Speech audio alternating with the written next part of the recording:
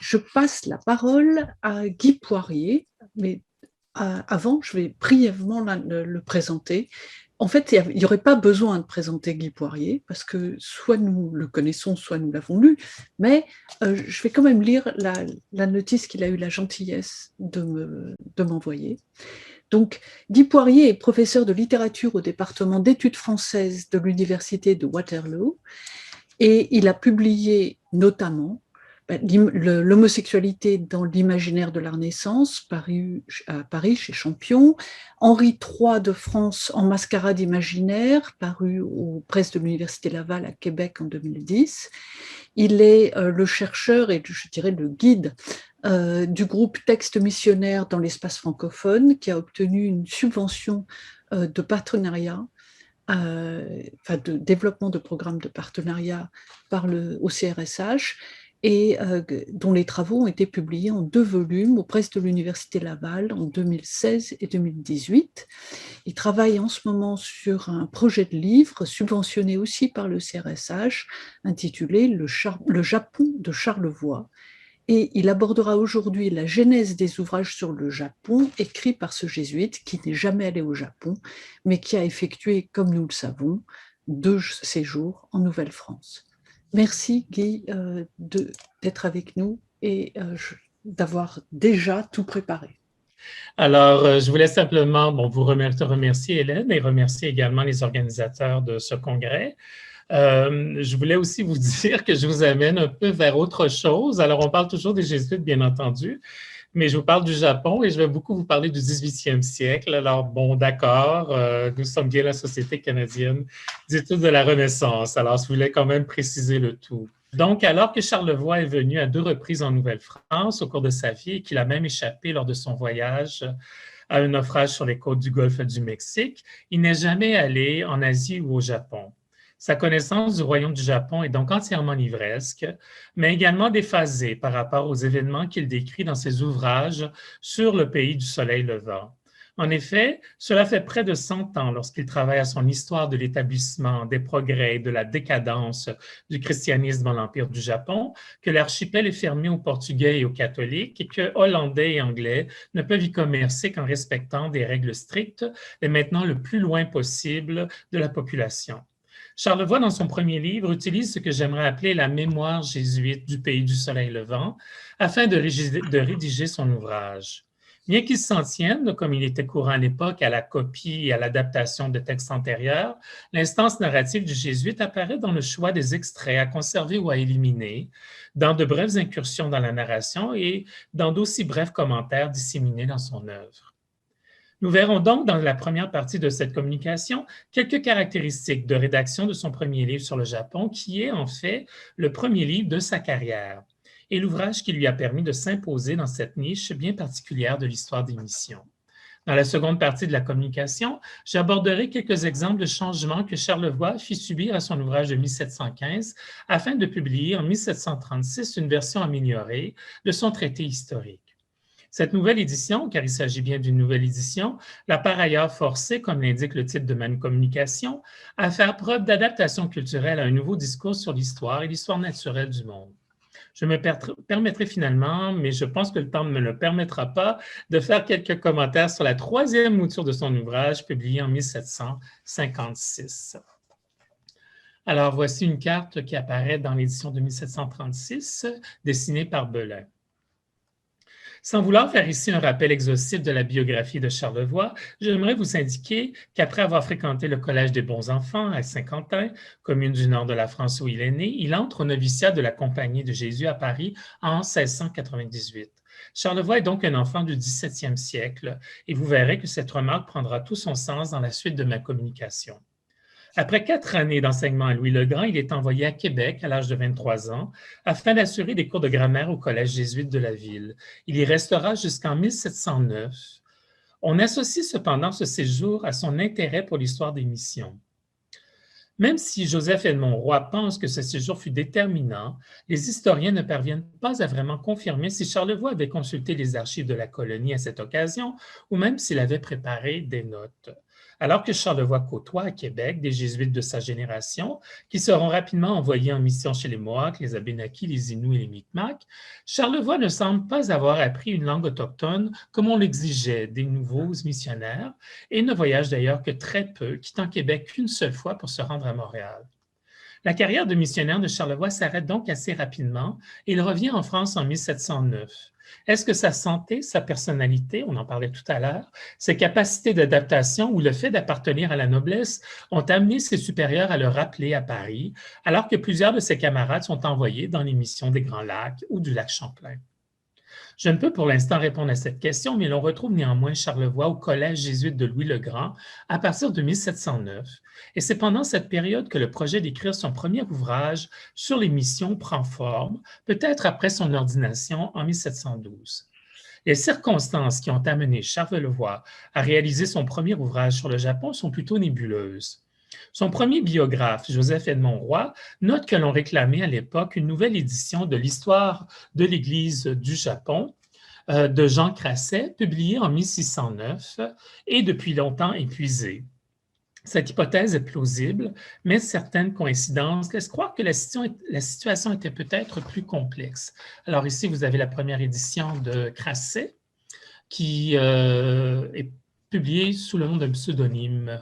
Probablement, je n'en suis pas tout à fait sûr, mais probablement à cause de la querelle entre franciscains, dominicains et jésuites à propos de la fin de l'évangélisation du Japon. Alors, si Charlevoix avoue sa dette envers l'ordre de Crasset et indique bien qu'il a travaillé, et je cite, à le soumettre sous une autre forme, il ne fait pas allusion dans son ouvrage à la publication simultanée des deux œuvres. Un autre indice nous permet pourtant de croire que l'action était concertée. En effet, les deux ouvrages reçurent le privilège de publication du roi la même date, le 1er mai 1715. Alors, vous avez ici la deuxième, qui est finalement une réimpression de la deuxième édition de l'histoire de l'Église du Japon de Crasset et l'histoire de l'établissement des progrès de la décadence du christianisme de Charlevoix, publiée la même année, en 1715. Ce qui est assez intéressant, c'est que les enregistrements de ces deux livres ont été faits à la même date par le syndic Robustel à Paris, le 8 mai 1715, et qui se suivent d'ailleurs dans le registre. Tous les indicateurs pointent donc vers une stratégie de publication, à moins en revanche que l'on ne considère les lieux de publication. En effet, alors que l'on aurait pu s'attendre à ce que l'œuvre de Charlevoix soit publiée à Paris, et celle de Crasset en province, on a la situation inverse. L'ouvrage de Crasset est publié à Paris en 1715 par un imprimeur libraire près des franciscains, alors que l'œuvre de Charlevoix est publiée à Rouen, simultanément chez Beuour en In16 et le boulanger Boucher en In-octavo. Doit-on alors voir dans cette situation un mauvais tour des franciscains à l'égard des jésuites? Après tout, Crasset les croyait à l'origine de la persécution contre les chrétiens du Japon de 1597. En fait, Charlevoix a peut-être fait le choix de publier à Rouen pour une autre raison, s'inscrivant dans une tendance éditoriale de l'époque. Jean-Dominique Mello indique ainsi qu'au début du 18e siècle, les éditeurs de Rouen comme Beuour s'émancipent des politiques éditoriales des officines parisiennes et en viennent à produire des nouveautés, et je cite, « tout à caractère religieux et munis de privilèges en bonne et due forme ». Beuour devient même, toujours selon Mello, un type de procure pour les jeunes séminaristes et prêtres du diocèse désormais formés à Rouen. Nous savons bien entendu que Charlevoix ne fut pas formé à Rouen, mais bien à Paris et à Québec. Est-ce que ses contacts avec les jésuites rencontrés en Nouvelle-France lui auraient ouvert les portes, via le collège jésuite de Rouen, des imprimeurs de la région? En fait, cette publication en province pouvait aussi cacher un désir de s'affirmer à titre d'homme de lettres. Et c'est ce que confirme Jean-Dominique Mello, de nouveau. C'est un parcours que plusieurs jeunes religieux qui voulaient être reconnus parcouraient à l'époque, ou optaient pour à l'époque. Nous pourrions certainement discerner en Charlevoix, vraisemblablement peu enclin, disposé ou destiné, de par son statut social d'aristocrate, au travail missionnaire, le souhait de s'imposer différemment et aussi d'accéder au titre d'homme de lettres. Autre coïncidence, c'est après la publication de son ouvrage en 1716, la même année que Lafitau par ailleurs, que Charlevoix prononcera ses derniers vœux, intégrant définitivement l'ordre jésuite. Il aura donc réussi d'une pierre deux coups à bien intégrer la Compagnie de Jésus, tout en s'affirmant à titre d'historien, probablement de géographe explorateur, digne de mission diplomatique.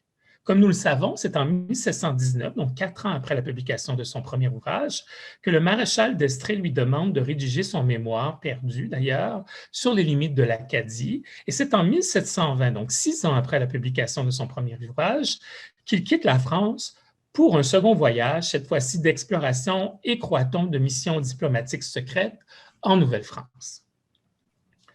La publication simultanée des deux œuvres a donc joué en faveur de Charlevoix.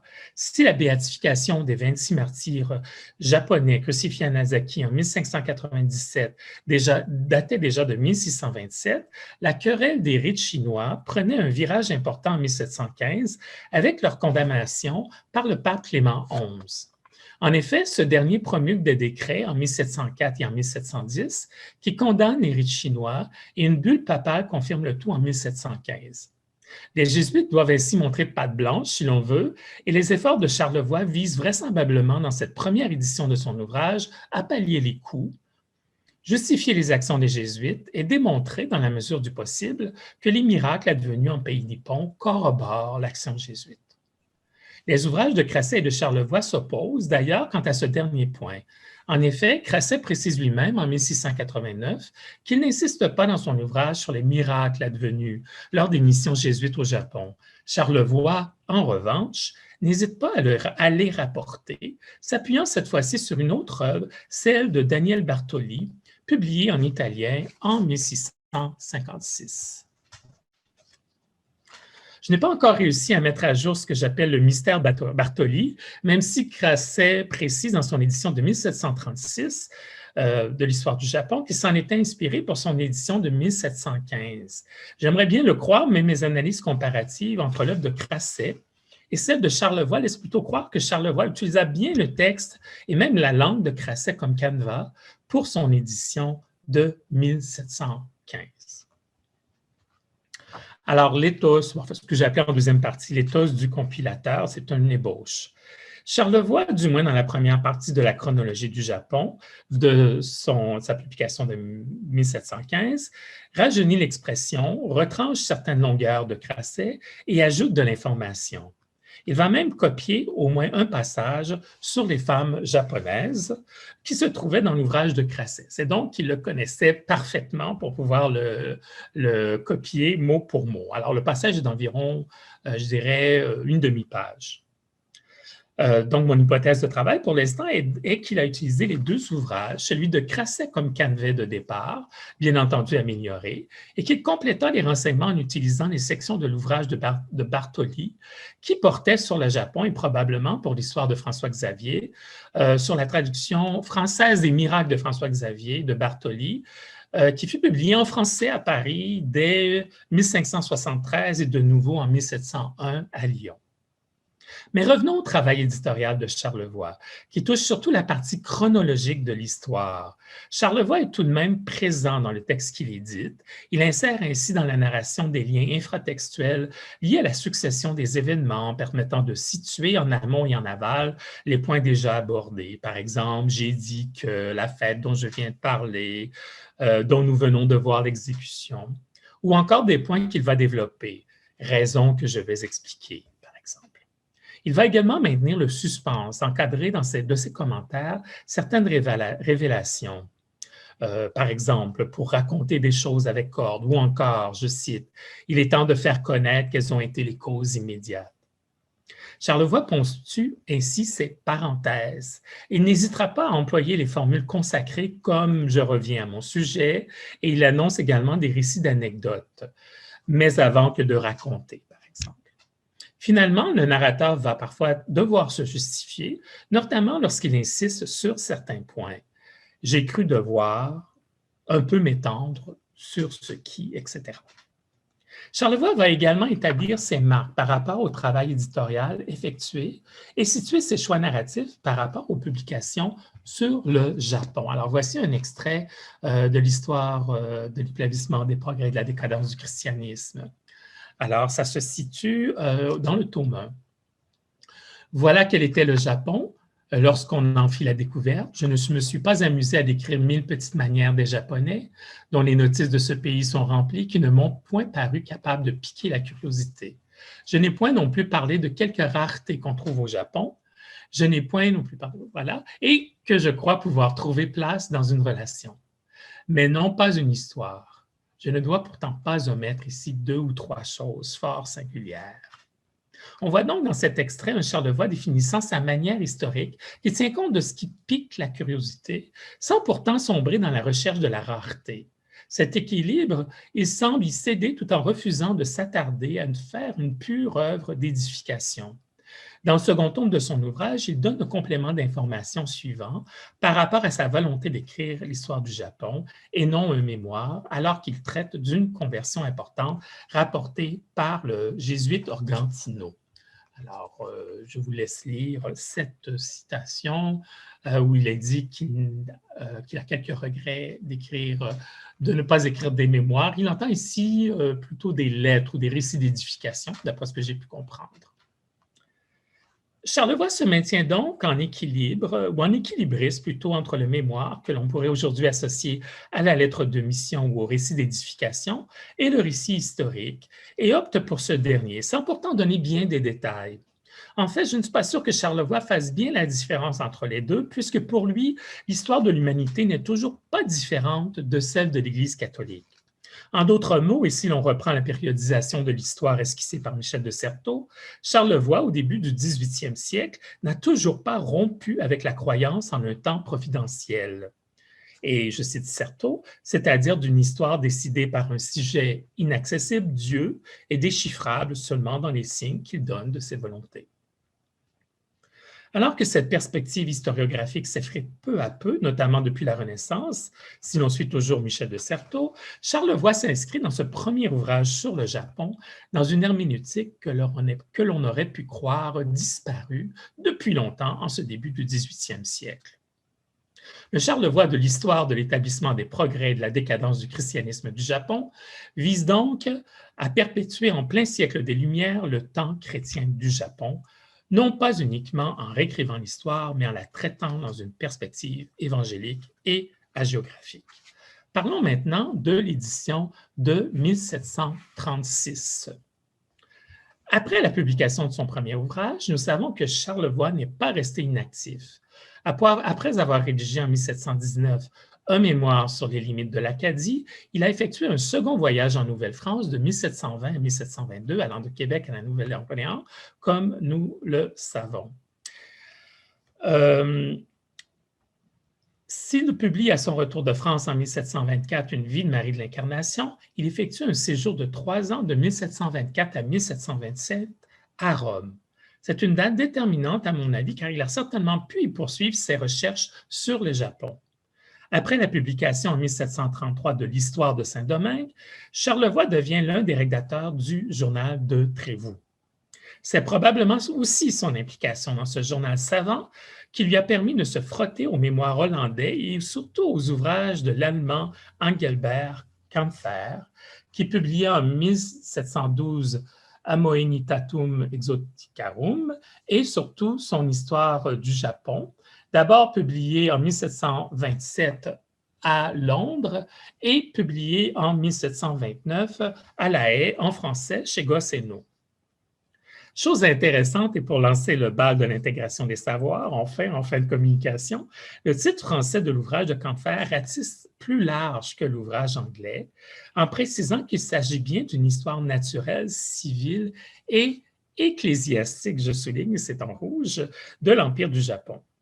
On ne peut donc qu'imaginer la réaction du jésuite Charlevoix, voyant qu'un protestant, dont il critiquera fréquemment l'inexactitude des témoignages, s'attarde à rendre compte de l'histoire ecclésiastique du pays au même titre que l'histoire naturelle et civile. Quant au traducteur français de Combeferre, il s'agit de François Naudet, un réfugié huguenot installé en Angleterre. Cette publication a eu un impact très important sur Charlevoix et ce dernier n'hésitera pas à exploiter l'œuvre du protestant, même s'il la dénigre. Et Bruno Dubois, d'ailleurs, dans sa thèse sur Réalité imaginaire, le Japon vu par le 18e siècle français, aborde cette question.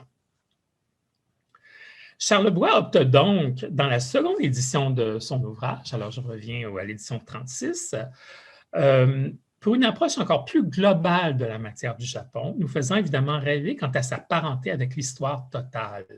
Il publie donc en 1736, chez Giffard et chez Gandouin à Paris, une histoire et description générale du Japon, où l'on trouvera tout ce qu'on a pu apprendre de la nature et des productions du pays, du caractère et des coutumes des habitants, du gouvernement et du commerce, des révolutions arrivées dans l'Empire et dans la religion, et l'examen de tous les auteurs qui ont écrit sur le même sujet, avec les frasques chronologiques de la découverte du Nouveau Monde. Alors, vous voyez le titre très global qu'il lance.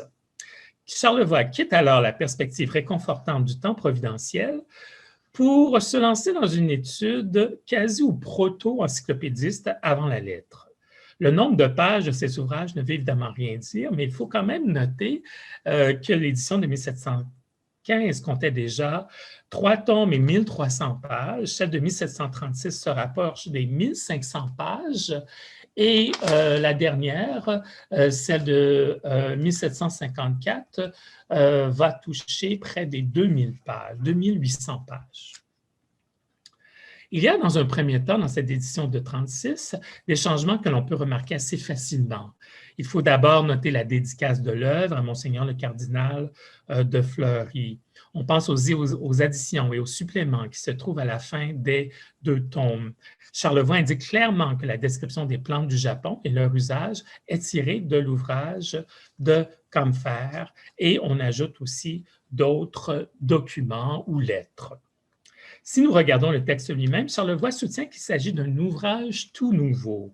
Toujours selon lui, il a ajouté dans cette édition de 1737, et je cite, « plusieurs traits qui manquaient au caractère des Japonais, une description plus détaillée du riche pays qu'ils habitent, les systèmes des différentes religions qui sont reçus parmi eux, beaucoup mieux expliqués, etc., etc. » Dans les faits, Charlevoix, si l'on met de côté le livre préliminaire, recycle son texte de 1715, alors un nouveau mode d'écriture qui ressemble étrangement à la première lorsqu'il aborde la chronologie du siècle chrétien.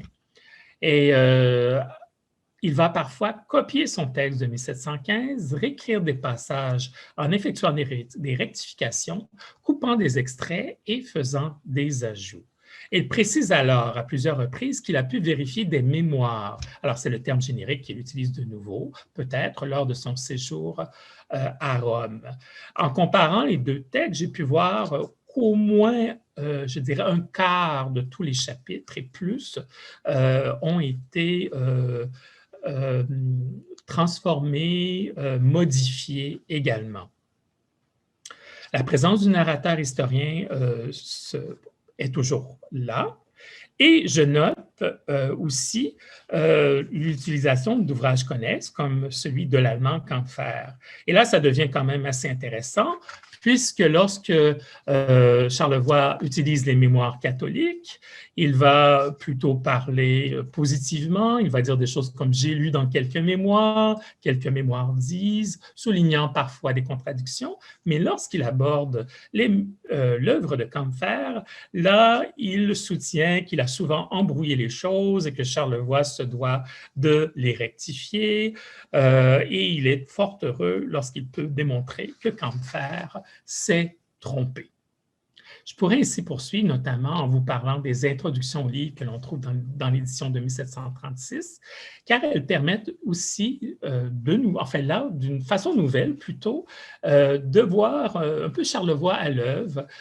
Charlevoix qui alors établit des synthèses en début de chacun de ses livres de ce qu'il va écrire et offre un petit peu plus sa façon ou sa perspective sur le Japon.